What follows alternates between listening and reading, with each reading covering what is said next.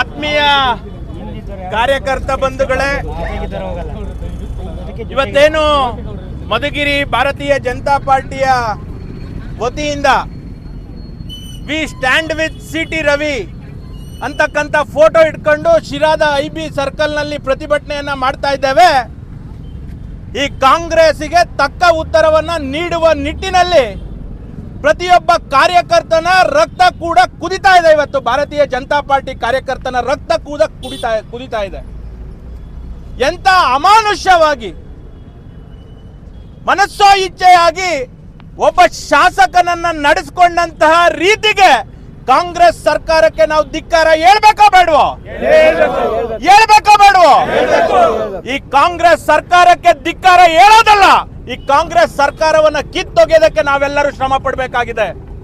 ಇವತ್ತು ಒಬ್ಬ ಹಿಂದುತ್ವವಾದಿ ಇಡೀ ಜೀವನವನ್ನ 35 ವರ್ಷಗಳ ಜೀವನವನ್ನ ಸಾರ್ವಜನಿಕ ಜೀವನಕ್ಕಾಗಿ ಮುಡುಪಿಟ್ಟಂತ ಒಬ್ಬ CT ರವಿಯ ಒಬ್ಬ ಶಾಸಕನ ಸ್ಥಿತಿ ಈ ತರ ಅಂತಂದ್ರೆ ನಮ್ಮ ಬೂತ್ ನಲ್ಲಿರ್ತಕ್ಕಂಥ ಭಾರತೀಯ ಜನತಾ ಪಾರ್ಟಿಯ ಸಾಮಾನ್ಯ ಕಾರ್ಯಕರ್ತನ ಪರಿಸ್ಥಿತಿ ಏನು? ಕಾಂಗ್ರೆಸ್ನವರೇ, ಮಾನ್ಯ ಸಿದ್ದರಾಮಯ್ಯನವರೇ, DK ಶಿವಕುಮಾರ್ ಅವರೇ, ನೀವು ಯಾವ ನೈತಿಕತೆ ಇಟ್ಕೊಂಡು ನೀವು ಉಪಮುಖ್ಯಮಂತ್ರಿ ಆಗಿದ್ದೀರಾ?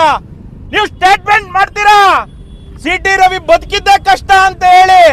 ನಾಚಿಕೆ ಆಗಲ್ವಾ ನಿಮ್ಗೆ? DK ಶಿವಕುಮಾರ್, ನಾಚಿಕೆ ಆಗಲ್ವಾ ನಿಮ್ಗೆ? ಈ ರೀತಿಯ ಒಬ್ಬ ಉಪಮುಖ್ಯಮಂತ್ರಿ ಸ್ಥಾನದಲ್ಲಿರ್ತಕ್ಕಂಥ ನೀವು ಒಬ್ಬ ಶಾಸಕ ಬದುಕಿದೆ ಹೆಚ್ಚು ಅಂತಂದ್ರೆ ಇದೇನ್ ಗೂಂಡಾ ಸರ್ಕಾರದಲ್ಲಿ ನಾವು ಏನು ಕರ್ನಾಟಕ ರಾಜ್ಯ ನಡೀತಾ ಇದೆಯಾ? ಕೊತ್ವಾಲ್ ರಾಜ್ಯದಲ್ಲಿ ಕರ್ನಾಟಕ ರಾಜ್ಯ ಇದೆಯಾ? ಚಂಬಲ್ ಕಣಿವೆ ರಾಜ್ಯದಲ್ಲಿ ಕರ್ನಾಟಕ ರಾಜ್ಯ ಇದೆಯಾ? ಪಾಕಿಸ್ತಾನದ ರೀತಿಯಲ್ಲಿ ಕರ್ನಾಟಕದ ವ್ಯವಸ್ಥೆ ಇದೆಯಾ ಅಂತಕ್ಕಂಥ ಯಕ್ಷ ಪ್ರಶ್ನೆ ಕಾರ್ಯಕರ್ತರಲ್ಲಿ ಗೊಂದಲ ಸೃಷ್ಟಿಯಾಗಿದೆ. ಈ ಮೂಲಕ ನಾವು ಸರ್ಕಾರಕ್ಕೆ ಆಗ್ರಹವನ್ನ ಮಾಡ್ತಾ ಇದ್ದೇವೆ. ಯಾವ ಅಧಿಕಾರಿಗಳು ಇಡೀ ರಾತ್ರಿ ತಲೆಯಲ್ಲಿ ರಕ್ತ ಬರ್ತಾ ಇದೆ, ಫಸ್ಟ್ ಏಡ್ ಮಾಡಿಸಿಲ್ಲ, ಒಬ್ಬ ವ್ಯಕ್ತಿಯನ್ನ ಅರೆಸ್ಟ್ ಮಾಡಿದ್ರೆ ಅದ್ರ ಪ್ರೊಸೀಜರ್ ಇದೆ, ಫಸ್ಟ್ ಹೋಗಿ ಏನು ಪ್ರಾಥಮಿಕ ಚಿಕಿತ್ಸೆಯನ್ನ ಕೊಡಬೇಕು ಅಂತಕ್ಕಂಥದ್ದು ಅದು ಕೂಡ ಮಾಡಿಲ್ಲ. ಮತ್ತೆ ಎಲ್ಲಿ ಕರ್ಕೊಂಡು ಹೋಗ್ತೀವಿ, ಯಾತಕ್ಕೋಸ್ಕರ ಅರೆಸ್ಟ್ ಮಾಡ್ತೀವಿ ಅಂತಕ್ಕಂಥದ್ದನ್ನು ಹೇಳಿಲ್ಲ. ಈ ರೀತಿ ಒಂದು ಗೂಂಡಾವರ್ತನೆ ನಿಮ್ಮ ಕಾಂಗ್ರೆಸ್ಸಿಗೆ ಶೋಭೆ ತರುವಂತದ್ದಲ್ಲ. ಮಾನ್ಯ ಸಿದ್ದರಾಮಯ್ಯನವರೇ, ಕಿವಿ ಕೊಟ್ಟು ಕೇಳಿಸ್ಕೊಳ್ಳಿ. ಇನ್ನ ನಿಮ್ದು 1 ತಿಂಗಳಿರ್ಬೋದು, 2 ತಿಂಗಳಿರ್ಬೋದು ಅಷ್ಟೇ ನಿಮ್ ಚೇರಿನ ವ್ಯಾಲಿಡಿಟಿ. ಭಾರತೀಯ ಜನತಾ ಪಾರ್ಟಿಯ ಕಮಲ್ದು ಚೇರಿಗೆ ಬರುತ್ತೆ, ಅವತ್ತಿನ ಪರಿಸ್ಥಿತಿ ನಿಮ್ಮನ್ನ ಯೋಚನೆ ಮಾಡ್ಬೇಕಾಗತ್ತೆ. ಯಾಕೆ ಈ ರೀತಿ ಮಾಡ್ತೀರಾ? ಯಾವಾಗ ಬಿಜೆಪಿ ಸರ್ಕಾರ ಅಧಿಕಾರದಲ್ಲಿದ್ದಾಗೂ ಸಮೇತ ಎಲ್ಲರನ್ನು ಜೊತೆಗೆ ತಗೊಂಡೋಗುವಂತ ಕೆಲಸ ಮಾಡಿದೆ. ಆದ್ರೆ ನೀವು ಮಾಡ್ತಿರೋದೇನು? ಒಬ್ಬ ಶಾಸಕನಿಗೆ ಗೌರವ ಕೊಡ್ತಾ ಇಲ್ಲ, ಒಬ್ಬ ಮನುಷ್ಯನಾಗಿ ಬದುಕೋದೇ ಕಷ್ಟ ಅಂತಕ್ಕಂಥ ರೀತಿಯಲ್ಲಿ ನಿಮ್ಮ ನಡೆ ಇದೆ. ಇದಕ್ಕೆ ಭಾರತೀಯ ಜನತಾ ಪಾರ್ಟಿ ಉಗ್ರವಾಗಿ ಖಂಡಿಸುತ್ತೆ. ಏನು ಈ ಪೊಲೀಸ್ ಇಲಾಖೆಗೆ ನಾನು ಎಚ್ಚರಿಕೆಯನ್ನ ಕೊಡ್ತಾ ಇದ್ದೇನೆ. ನಮ್ದೇ ಜಿಲ್ಲೆಯವರಾದಂತ ಗೃಹ ಸಚಿವರು ಬಾಯಿಗೆ ಬೀಗ ಹಾಕೊಂಡಿದ್ದೀರಲ್ಲ ಸ್ವಾಮಿ, ಬಾಯಿಗೆ ಬೀಗ ಹಾಕೊಂಡಿದ್ದೀರಲ್ಲ. ನೀವು ಶಾಸಕರು ತಾನೆ, ಅದಾದ್ಮೇಲೆ ಗೃಹ ಮಂತ್ರಿ. ನೀವು ಶಾಸಕರಾದ್ಮೇಲೆ ತಾನೇ ಗೃಹ ಮಂತ್ರಿ. ಒಬ್ಬ ಶಾಸಕನಿಗೆ ಈ ತರ ಪರಿಸ್ಥಿತಿ ಅಂತಂದ್ರೆ ನೀವು ಯೋಚನೆ ಮಾಡಬೇಕಾಗಿದೆ. ಈ ಕೂಡಲೇ ಈ ಡೈರೆಕ್ಷನ್ಗಳನ್ನೆಲ್ಲ ಕೊಡೋದು ಬಿಟ್ಟು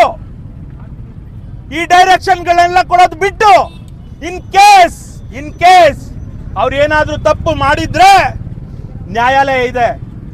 ನ್ಯಾಯಾಲಯದಲ್ಲಿ ನಮ್ಮ ವ್ಯವಸ್ಥೆ, ಪ್ರಜಾಪ್ರಭುತ್ವ ವ್ಯವಸ್ಥೆನಲ್ಲಿ ಡಾಕ್ಟರ್ ಬಾಬಾ ಸಾಹೇಬ್ ಅಂಬೇಡ್ಕರ್ ಅವರ ಏನು ಆಶಯದಂತೆ ಸಂವಿಧಾನ ಇದೆ, ಅದ್ರ ಪ್ರಕಾರ ಕಾನೂನಾತ್ಮಕವಾಗಿ ಕ್ರಮ ಆಗುತ್ತೆ. ಆದ್ರೆ ನೀವು ಕಡ್ಡಿ ಅಳ್ಳಾಡ್ಸೋದನ್ನ ಬಿಡಿ. ಇಡೀ ರಾತ್ರಿ ಎಲ್ಲ ನಿದ್ದೆ ಮಾಡ್ದಲೆ 100 ಸಾರಿ ಒಬ್ಬ ಪೊಲೀಸ್ ಕಮಿಷನರ್ಗೆ, ಒಬ್ಬ ಅಧಿಕಾರಿಗೆ ಫೋನ್ ಮಾಡ್ತೀರಾ ಅಂತಂದ್ರೆ ನಾಚಿಕೆ ಆಗಲ್ವಾ ನಿಮ್ಗೆ? ನಾಚಿಕೆ ಆಗಲ್ವಾ? ಇದನ್ನ ನಾವು ಕೇಳಬಾರ್ದ? ಈ ರೀತಿ ನಡ್ಕೊಳ್ಳೋದನ್ನ ಬಿಟ್ಟು ಏನು ಸರ್ಕಾರ ಇಲ್ಲಿಗೆ ಆಲ್ರೆಡಿ ಪ್ರಜಾಪ್ರಭುತ್ವಕ್ಕೆ ಹೋಗಲ್ಲ. ಇವತ್ತೇ ಅಲ್ಲ, ಇಂದಿರಾ ಗಾಂಧಿ ಅವ್ರ ಕಾಲದಿಂದನೂ ಕಾಂಗ್ರೆಸ್ ಅಧಿಕಾರದಲ್ಲಿದ್ದಾಗ ಪ್ರಜಾಪ್ರಭುತ್ವಕ್ಕೆ ಹೋಗಲೇನೆ ಆಗಿದ್ದು. ಆದ್ರೆ ಇವತ್ತು ನಡೆದಿರ್ತಕ್ಕಂಥ ಏನು ನಿನ್ನೆ ರಾತ್ರಿ ನಡೆದಿರ್ತಕ್ಕಂಥ ಏನು ಕೃತ್ಯ ಇದೆ, ಇದು ಅಮಾನುಷ್ಯ ಕೃತ್ಯ. ಇದನ್ನ ನೀವು ಸರಿಪಡಿಸ್ಕೊಳ್ಳಿಲ್ಲ ಅಂತಂದ್ರೆ ಎಚ್ಚರಿಕೆಯನ್ನ ಕೊಡ್ತಾ ಇದ್ದೇವೆ. CT ರವಿ ಅವ್ರ ಜೊತೆಗೆ ಲಕ್ಷ ಕಾರ್ಯಕರ್ತರು ಜೊತೆಗಿದ್ದಾರೆ. ಭಾರತೀಯ ಜನತಾ ಪಾರ್ಟಿ ಕಾರ್ಯಕರ್ತರು ಜೊತೆಗಿದ್ದಾರೆ. ಇದಾವ ನಿಮ್ಮ ರಿಸರ್ವ್ ವ್ಯಾನ್ ನಮ್ಮನ್ನ ತುಂಬುವಷ್ಟು ಇದಾವನ್ರಿ? ನೀವು ಕಾನೂನು ವ್ಯವಸ್ಥೆಗೆ ನಮಗೆ ಗೌರವ ಇದೆ, ಆದ್ರೆ ಈ ರೀತಿ ಮನಬಂದಂತೆ ನೀವು ವರ್ತಿಸ್ತೀರಾ ಅಂತಂದ್ರೆ ನಾವೇನ್ ಮಾಡ್ಬೇಕು ಹೇಳಿ? ಡಾಕ್ಟರ್ ಬಾಬಾ ಸಾಹೇಬ್ ಅಂಬೇಡ್ಕರ್ ಅವರ ಸಂವಿಧಾನದಲ್ಲಿ ಗೌರವ ಇಟ್ಕೊಂಡಿರೋಂಥವ್ರು ನಿಮ್ಮಂತ ರೌಡಿಗಳನ್ನ ಕಟ್ಕೊಂಡು ನಾವೇನ್ ಮಾಡ್ಬೇಕು? ಹಾಗಾಗಿ ಈ ಮೂಲಕ ಇದನ್ನ ಉಗ್ರವಾಗಿ ಖಂಡಿಸ್ತೇವೆ. ಮತ್ತೆ ಈ ರೀತಿಯ ಪ್ರಯತ್ನಗಳು ಒಂದು ಬಾರಿ ಅಲ್ಲ, ಹಲವಾರು ಬಾರಿ ಬಿಜೆಪಿ ಕಾರ್ಯಕರ್ತರ ಮೇಲೆ ದೌರ್ಜನ್ಯ, ದಬ್ಬಾಳಿಕೆ, ಪೊಲೀಸ್ ವ್ಯವಸ್ಥೆಯನ್ನು ಉಪಯೋಗಿಸ್ಕೊಂಡು ಮಾಡುವಂತದ್ದಾಗ್ತಾ ಇದೆ. ಇದಕ್ಕೆ ಯಾವ ಕಾರ್ಯಕರ್ತರನ್ನು ಎದುರೋದಿಲ್ಲ, ಎದೆಗುಂದೋದಿಲ್ಲ. ಸಾರ್ವಜನಿಕ ಜೀವನಕ್ಕೆ ಬಂದಿದ್ದೀವಿ, ಹೋರಾಟವನ್ನು ಮಾಡೇ ಮಾಡ್ತೀವಿ. ನಮ್ಮ ಧ್ಯೇಯ, ನಮ್ಮ ನಿಷ್ಠೆ, ನಮ್ಮ ದೇಶ, ನಮ್ಮ ಹಿಂದುತ್ವ, ಇದಕ್ಕೆ ಪ್ರತಿಪಾದಕರಾಗಿ ನಾವೆಲ್ಲರೂ ನಿಲ್ತೀವಿ ಅಂತಕ್ಕಂಥ ವಿಶ್ವಾಸವನ್ನು ವ್ಯಕ್ತಪಡಿಸಿ ಏನು ಇದೆಲ್ಲ ಅನ್ಯಾಯಗಳನ್ನ ಸರಿಪಡಿಸ್ಕೊಂಡು ಹೋಗೋ ನಿಟ್ಟಿನಲ್ಲಿ ನಿಮ್ಮೆಲ್ಲರ ಕಾರ್ಯವೈಖರಿ ಇರಬೇಕು ಅಂತಕ್ಕಂಥ ಆಗ್ರಹವನ್ನು ಮಾಡಿ ನನ್ನ ಮಾತನ್ನು ಮುಗಿಸ್ತೇನೆ. ಜೈ ಹಿಂದ್, ವಂದೇ ಮಾತರಂ.